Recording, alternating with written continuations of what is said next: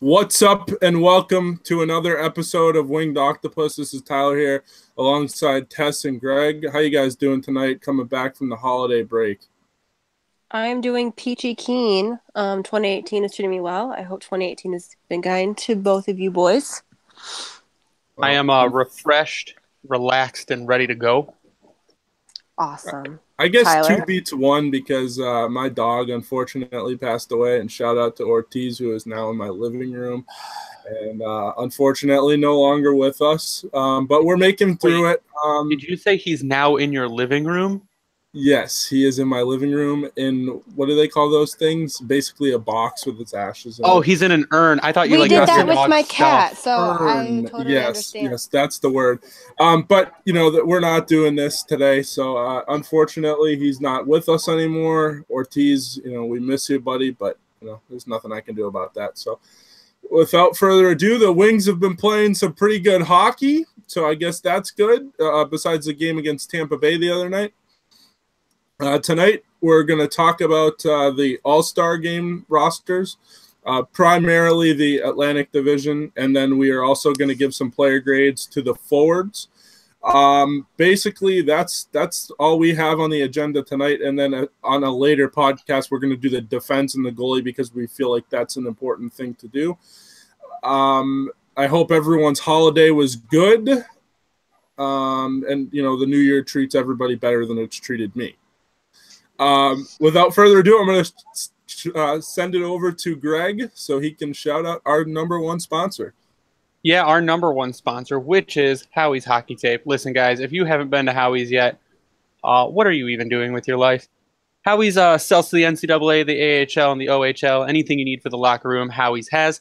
Give them a follow on Instagram at Howie's Hockey Tape and check out their website, howieshockeytape.com or .ca for our Canadian listeners. Another reason to check them out is you do get a 10% discount if you use the promo code WINGEDO.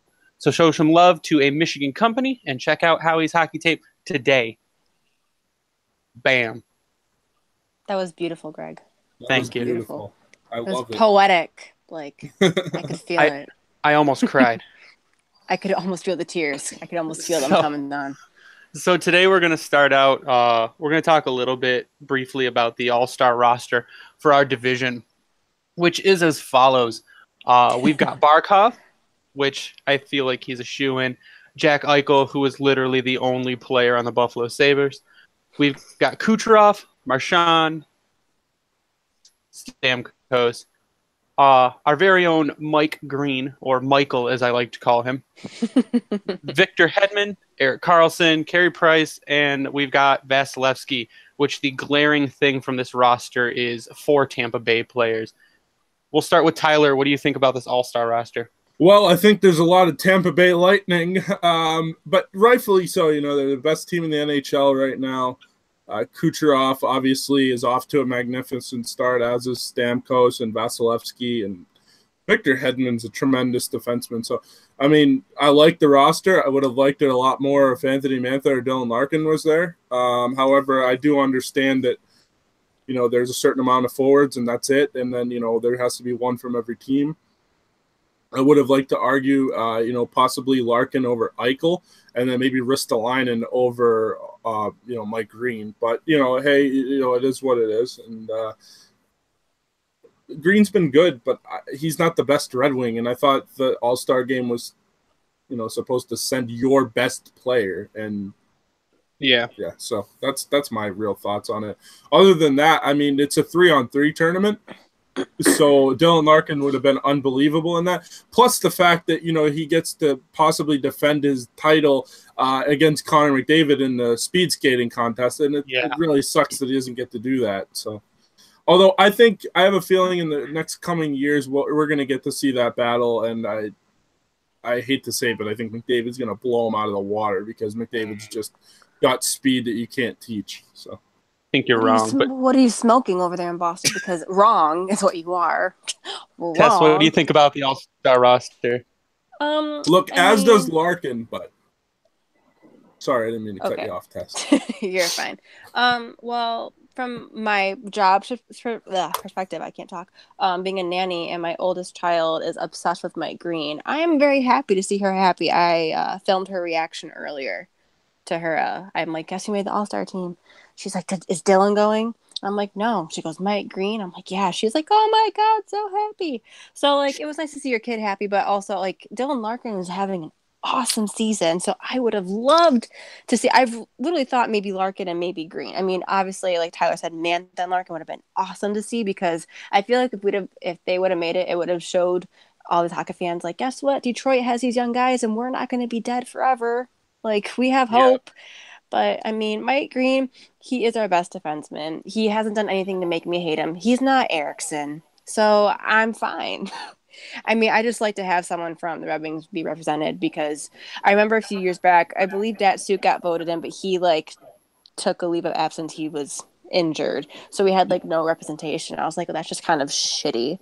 So I mean, if it's Mike Green, I'm fine with the representation. But I'm kind of annoyed with Tampa Bay just hogging all the spots, but they are the best. So you got to give credit where credit's due. And yeah, that's really all I have to say about that. It's just, and also like Marchand, like he's still relevant. Like, Yeah, why no. is he still around? That's my problem. Like, I think I would have sent Dylan. Where's Bergeron? Yeah, I would have sent Dylan Larkin instead of Brad Marchand. Like, yeah, really? I saw that. I'm just like, Marchand has 40 points though. That's nice. No rats in the All-Star game. Yeah, he's just annoying. Actually, it's funny that my oldest child, when she was little, when we used to watch games, she thought his last name was Marshmallow because his last name is Marshmallow. So she called him like the big ugly marshmallow, and she still refers to him as that. And I'm like, well, it's still pretty relevant. So no marshmallows allowed. But yeah, I don't get that memo. The only other thing that I saw on some sites was that they sent Carey Price, who has been not very good this year. And then I saw some people asking, well, why wouldn't you send Jimmy Howard over Carey Price? But I'd like to see Jimmy get some love from everybody else. I feel like he deserves it. He's been awesome this year.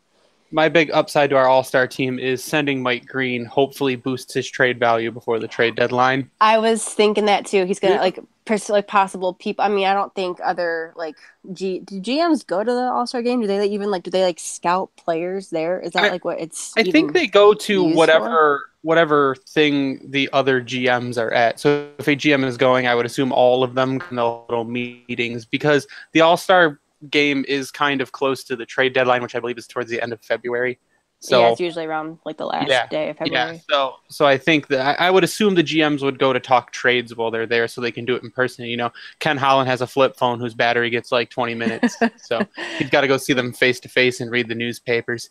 Yeah, when I saw like the news, like when Mike Green was making it, like I got excited. I was like, I can't wait to tell my sassy child. But I was like, oh no, that means he's going to get exposure and people are going to want him and he's going to be gone. And how do I break my 7-year-old's heart that her favorite player is going bye-bye? Like I already went through turmoil last year and Brendan Smith got traded and I'm finally somewhat recovered. But you make her love Joe Hicketts.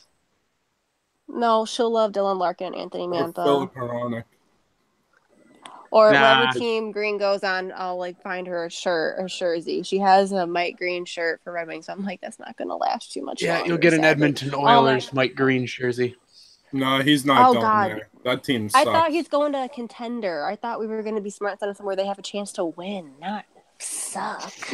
Give the man a chance. He's not going to the Oilers. That team would have to like do something historically like unheard of for them to make the playoffs. Yeah, they've got no chance. That's just not happening. Yeah, that's just not happening. Not this year. Well, it will be an interesting story to kind of keep tabs on to see the story of Mike Green after this bye week the Wings are on, if they're going to go on another winning streak or losing streak and how his value is going to we have to be sellers at the trade deadline. But that's for another show to talk about. Well, speaking of player value, we're going to do some grades for the Red Wings for the forwards for the first half of the season. I've got the list posted up. Tyler, I'm going to let you kick this one off. I've got my list posted, so you can start with our one and only possible savior for this entire team, the young stud, as proclaimed by Zetterberg himself, next captain, Dylan Larkin. I just give a grade, right? You can give a grade and a little background. I don't care. Yeah, I mean, progress report. All right, little progress report, I guess, here. You know, there's no secret that Dylan Larkin is probably the best player the Wings have right now, especially Zetterberg has struggled a bit this year, points-wise anyways. But Larkin, you know, he's got 34 points, 28 assists, 6 goals. I give him like an A-. I mean, I think he's really exceeded expectations. I read the article for Craig Custance, and he said that Larkin looked really well, and he's exceeded expectations. I think he's been really, really, really good. And every time I see him rip up the ice, it's like, oh my God, we have a fucking unbelievable player here right now and in the future. So, A-. Tess, what you like about that young Dylan? Well, the fangirl in me wants to give him like an A+++ because like he is like technically our Lord and Savior right now. But like the girl that is like into hockey, you know, I would give him like I'll go like I'll be 100 points. I would give him like a 94.5. Out of 100? So like yes, so like Okay. between an A- and just like a solid A, because he has exceeded expectations. But the only way he could like earn the full A+ is if we were currently in a playoff spot right now and just, you know, tearing it up on all aspects. But we're not. But he is doing so much more than he was last year, and you could tell he worked hard. You could tell he was pissed off at his stats last year and how he played, and you know he proved everyone wrong. And you know people were like iffy: is he going to bounce back, or is he going to, you know, what's going to happen? And he's doing awesome things, and I think he's proving everyone right. Like this is what we saw his first year, his rookie year, and this is what we hoped he would become. So, A, A-, a 94.5 out of 100. That's my grade for him right now. Hopefully, it goes up to like a 99. Yeah. The second half, we'll see. Can I just add one thing too? And like everyone talks about his first year and like how he did really well. It was really a good half a season, unfortunately, and you know he just kind of hit a wall there. But he was 19 years old. I mean, that's to be expected. And then the other thing is he was a goal scorer in that point in time. Now he's not really a goal scorer. He's more of a playmaker, which is huge. And especially if he can put 15, 20 goals in the net and give you, 40, 50 assists, I mean, that's talking star level. I mean, that's like Kopitar, you can't ask Taves much level. more. He's Yeah, doing exactly. everything that we want him to. So, I mean, I don't care how many goals he has, but if he can be a playmaker, that's what he's meant to be, then fine. Keep making those plays because it's helping us. It's not going to hurt us. Yeah, I would go in the same realm, A to A- for Dylan Larkin. He, in just his leadership qualities alone, even if he only had 20 points, his leadership qualities alone would earn him at least a B. When they had him mic'd up for that one game, it's insane. He's talking to everyone. He's telling everyone where to go. He's telling everyone what he sees on the ice. He's the leader in the locker room. He's the next captain. People can say Red Wings don't have any elite talent. I mean, Dylan Larkin, if he isn't already within the next year or two, is going to be considered elite. And I think so NBC, who hates the Red Wings, I am convinced that the NBC hates the Red Wings. Oh, for sure. They gush about Dylan Larkin, and that's how you know he's going to be good. So we'll move on to our. Yeah, no, we know he's going to be amazing. The player grade, which would be the hated by Jeff Blashill, Anthony Mantha.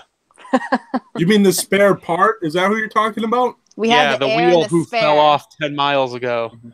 We have, it's like we're the royal family. We have the air and the spare. I'm like sorry. our spare. No. Fourth liner, Anthony Mantha. Oh, God. Jesus. Tyler? So, yeah, I mean, Mantha, for me, and the only reason it's going to be as low as it is because he's been very inconsistent this year. I feel like when he's hot, he's hot. And I hate to make this comparison this early in his career for this. Johan Franzen. When he's hot, you can't touch him. When he's cold, you don't even hear about him. Okay, Mantha hasn't been concussed yet, so we can't compare him to Franzen. Just say, okay, that's just not fair. Look, here's the thing. I'm going to give him a B-. And the only reason it's that low is because he's been very inconsistent. He also hasn't gained the ice time, but when he has gotten that ice time, he's been inconsistent. Sometimes you don't even know he's out there, and he's 6 foot whatever. And you don't know he's out there. That's not a good thing. That's like a James Van Riemsdyk with the Maple Leafs when he's not playing well, kind of thing. And that's why I would give him a B-. Tess, what you got on Anthony Mantha? I agree with Tyler to an extent, but I would give him like at least a solid B because stats don't lie. He's currently tied with Nyquist with leading the team with 14 goals, and he is leading the team with the most power play goals, which is 6. I mean, so he is inconsistent, but like he's still in some of the and he's third in points with 27. So he's still like making a difference, you know? Yep. And I feel like I don't know why he's on the fourth line. I don't know what Blashill has against him. I don't know if they Mantha said a "your mama" joke and took Blashill too seriously or something, got demoted to the fourth line. He called him Babcock. Oh God, nice. But I mean, given the circumstances Mantha has been given, I think he's playing his best, or he's trying to, and he's making it count because numbers don't lie. So, yeah, he could be better because I think I would love to give him an A and have him be Larkin potential, but Mantha hasn't had those opportunities yet, so hopefully he can. But right now, I give him like an 85 out of 100. Okay. So, like a solid B. All right. I think I would agree with a solid B. I think the thing I've seen with Mantha and why I think Blashill's doing this is Mantha seems to get discouraged when things aren't going his way. He'll let up a little bit. He won't go after pucks as much because he's not scoring. And he's admitted that himself, that he doesn't play as hard when things aren't going his way, and that's what he needs to learn. And he knows he just needs to put it into effect. I can relate to that, though, because I throw a tantrum myself and I don't get my way, and I understand. When work sucks, I don't do as well. So and he's got 14. You said 14 goals. So if we're almost or already at halfway through the season, he could still hit 30 goals by the end of the season. It's completely possible. He just needs to pick himself up. He needs to push hard. I would also give him a B. And he could reach that A by the end of the year, but Blash has to give him the play time, and he's got to really assert himself on every shift. You see Larkin go out there and play his ass off every shift. Mantha has to have the Larkin attitude. Well, here's the other thing too. He doesn't stop on pucks. That's another big thing. Like it's not about playing defense. It's about when you're coming back into the offense, into the defensive zone. You're stopping and you're instead of circling. When you circle, you miss the puck most of the time. When you stop on pucks, you have a chance to create a turnover or to block a shot, or I feel like he doesn't get into the dirty areas. He doesn't get the puck out. He's more of a Phil Kessel kind of guy, and he doesn't need to be that kind of guy. He doesn't even have to put as much effort in as he needs to. He's huge. No, he's big. He's heavy. He's got hands. Ginormous. Just let your body work for you. Yeah. I think that might be all we have on Anthony Mantha. That stopped rather abruptly. We're gonna go. So this is going to be the next one that we're going to have a little bit of an extended probably talk on, and the rest of them we could probably zip through. The guy who started the season a little slow, who we thought would be a huge problem, but has come on pretty good. One Greek Lightning, Andreas Athanasiou. Tyler. Andreas Athanasiou. Well, he's only played 31 games. He's got 17 points. He started out really slow. He hasn't really gotten a lot of ice time. He has as of late. So yes, absolutely, and that's a good thing. So if I would have done this grade probably about a week ago, this would have been a lot lower. But since he's on fire right now, and since he's got this, I don't know, it's like unbelievable, like heart right now. And maybe that's just because he's confident and everything. It's because he's playing with Larkin. Well, and because he's playing with Larkin, right? But he's just got this unbelievable confidence in him, and it's almost like he's Connor McDavid out there. And I don't like to compare that because, obviously he's not that. But, like, he's not afraid to go to the net. He's not afraid to, like, make crazy moves out there. And he's unbelievable right now. And I would give... What the heck's going on here? I'm sorry. I would give him... I'm sorry. I would give him a solid B. I think he's played really well lately, and hopefully that's something they can hold up going forward here. Tess, what do you give the Bronze God?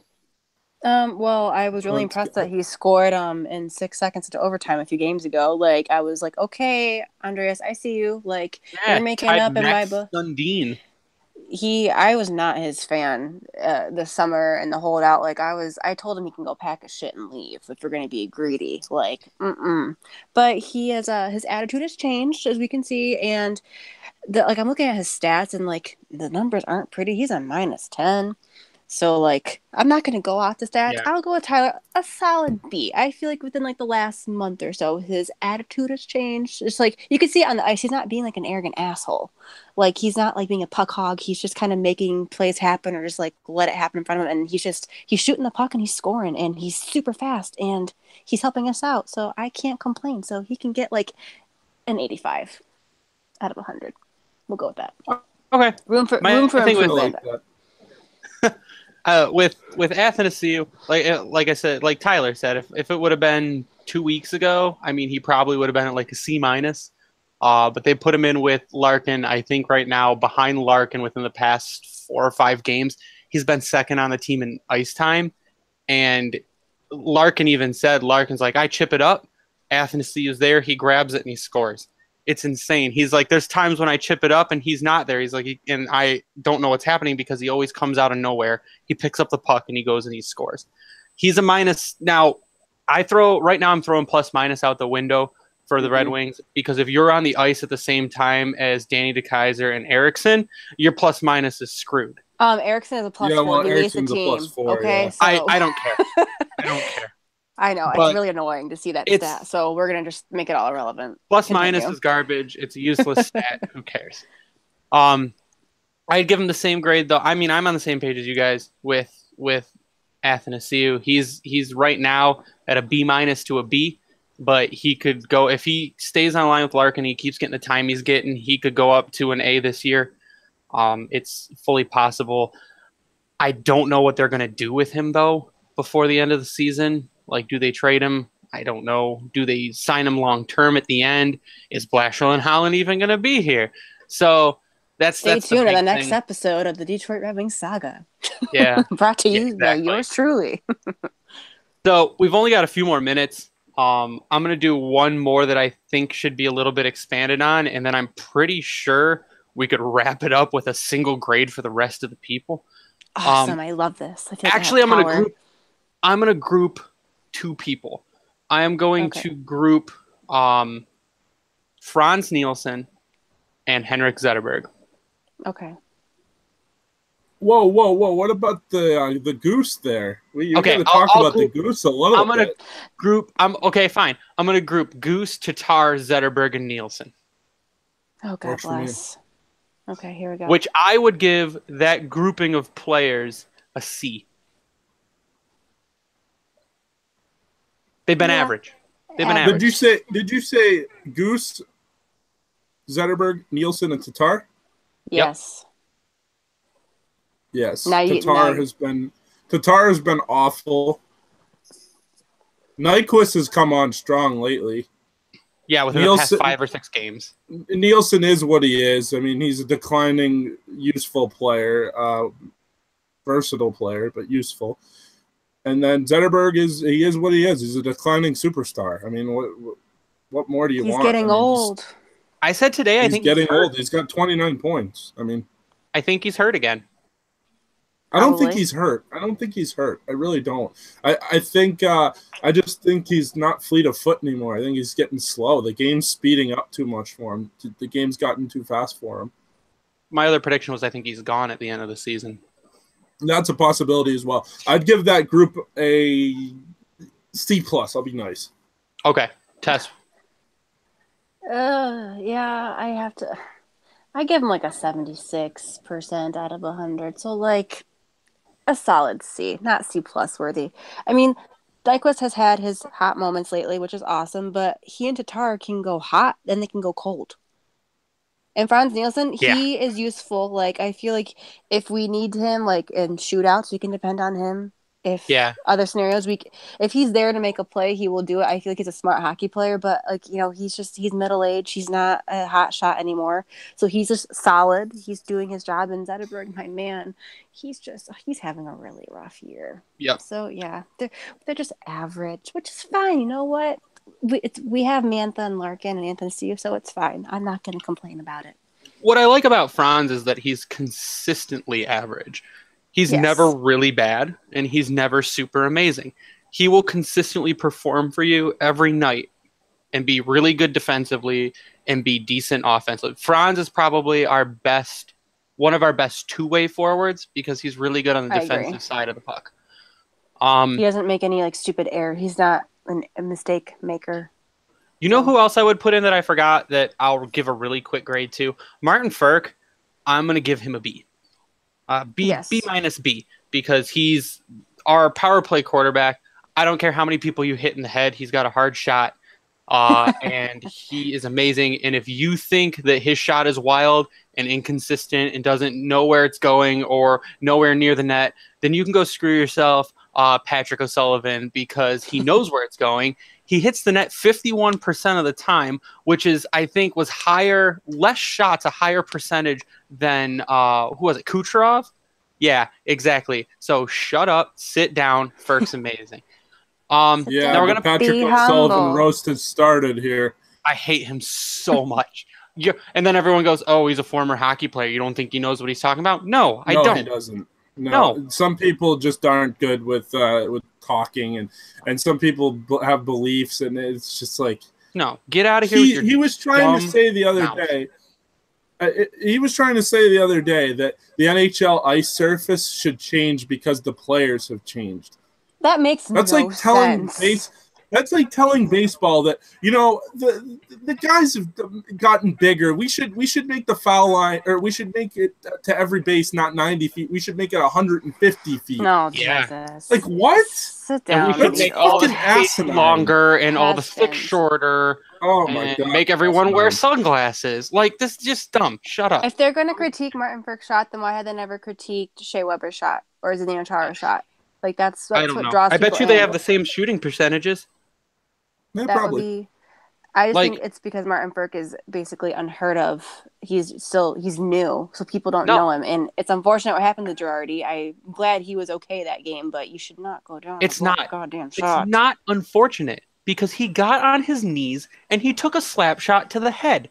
Don't get on your knees to block a slap shot, especially when you see. You don't like to see a player go down like that. No. Here's the scary, thing. But he should know.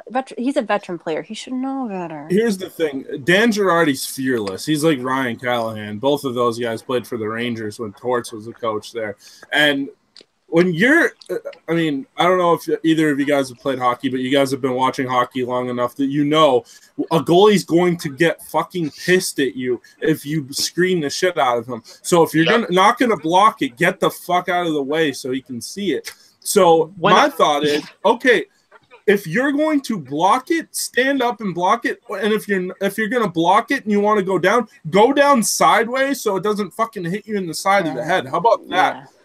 Don't half-ass it. Or how about when you see players on his own team get out of the way, you get out of the way too. It's very like Mighty Ducks is Colton Reed's shot coming at you like a typical like a Disney movie. Like, get out of the way. No one is even trying to tip Ferk goals into the net. Because no one wants it. You saw the shot that hit Mantha's stick and broke his stick in half before going into the goal. You get out of the way of that shot.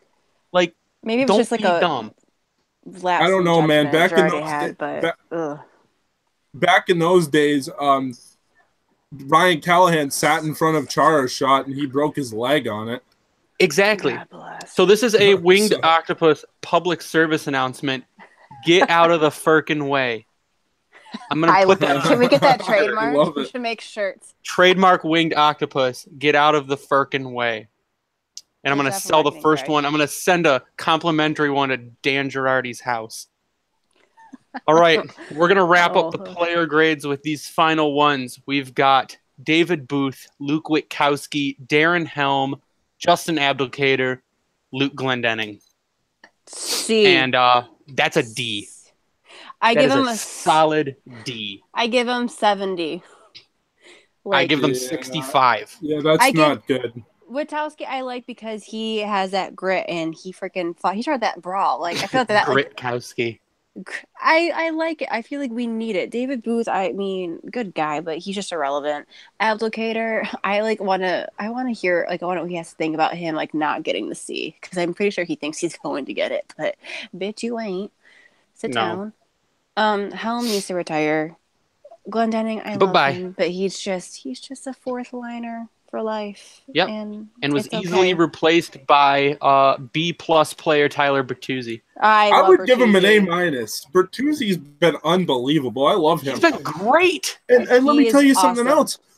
Bertuzzi comes in the lineup, and guess what? They start fucking winning hockey games. How about that? You get Luke Glendening out of there, and I hate to say it, because everybody loves Luke Glendening so much. I don't hate the guy. He's okay. But look at Tyler Bertuzzi. Someone tried to tell me the other day that when Glendening comes back, Bertuzzi's coming out of the lineup. No, he's not. He's a first liner, Bertuzzi is right now. He was playing with Bertuzzi. He has like he's a solid. I give him like an 89.5. Like he's almost there for that like A, because he's only been here like literally a hot minute, but he's taking every advantage opportunity and he's making the most of it, which is all you can ask for of these young guys. I know he had an awesome season. Well, he get Rookie of the Year last year for the Griffins? Yeah, MVP. He got playoff MVP.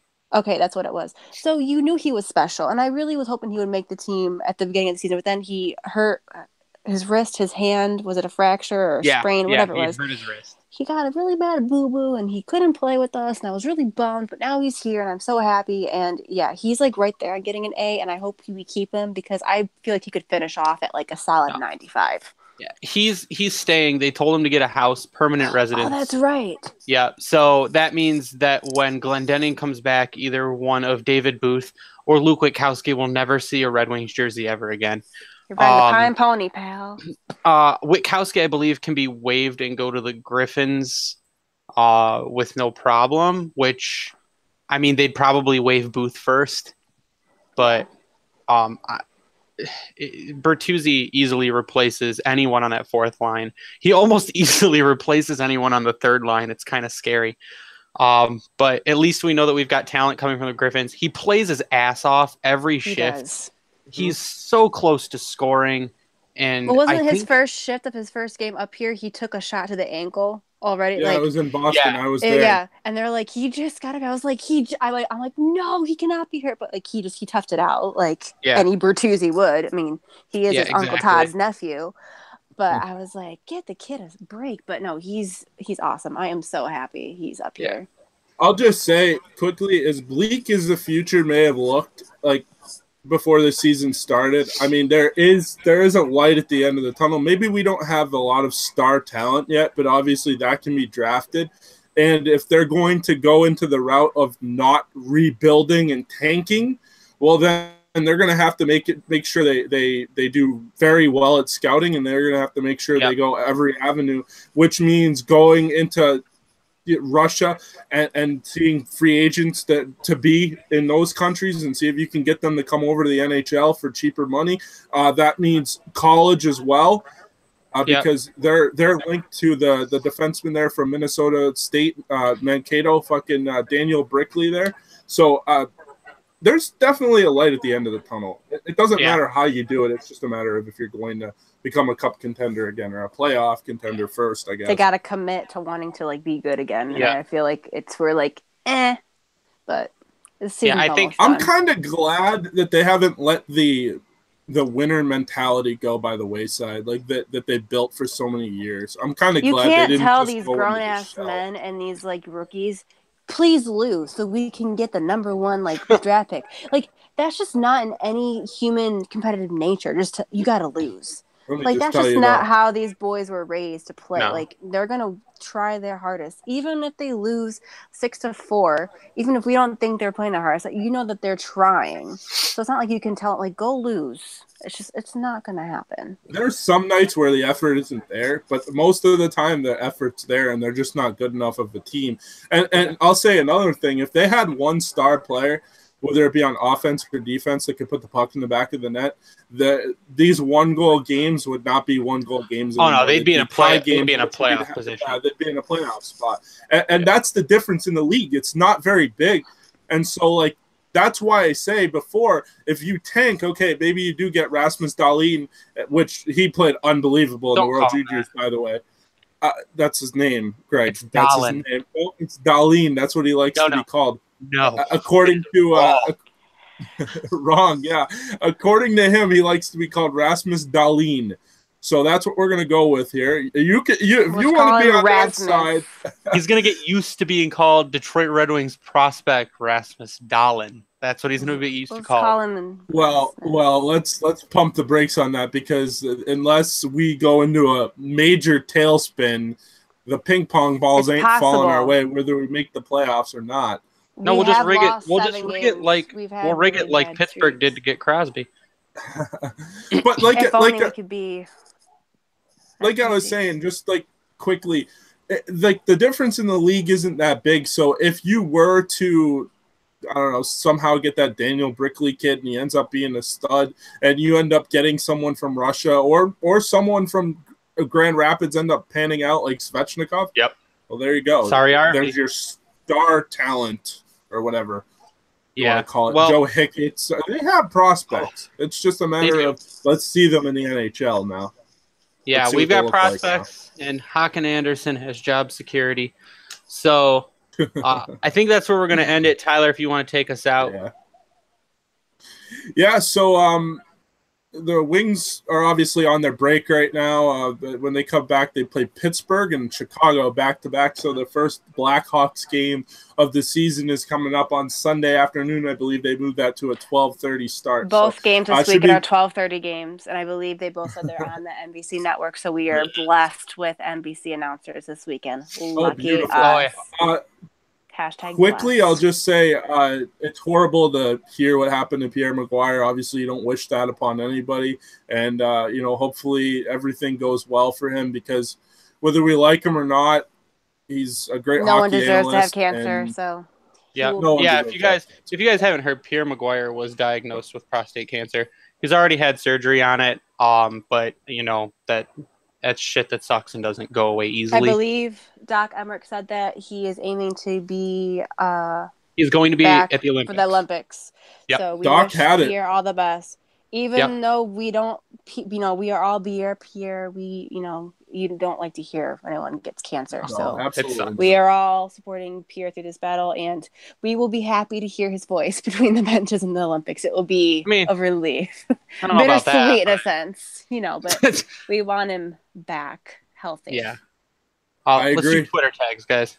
I just want to say one thing. I have to. Yeah. I lost a bet, so I have to say it. Oh, I have to say congratulations to the Canadian junior team on winning. God, hold on. I gotta throw up real quick. No, congratulations to those guys. They worked hard, and congratulations to everybody that played in that tournament. It was unbelievable to watch, and they were great games. Can't wait for it to be back again. My Twitter handle, you can follow me at Tyler_Seeley. Tess, go ahead, please. My Twitter handle is at TMDudleyXO. Greg, you go. Yeah, I'm the lovely producer. I am at Bringing the Wing. Yes, he is. And you can follow the Winged Octopus on Twitter at Winged Octopus. You can also follow us on Instagram, which Tess is going to be taking over. Oh, yeah. And then I know. You can like us on Facebook. You can like us on Facebook, and then you can also go to our website as well.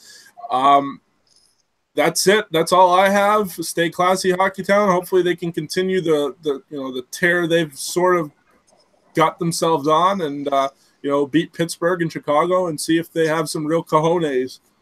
Go Wings! That's all I have, guys. The Wings.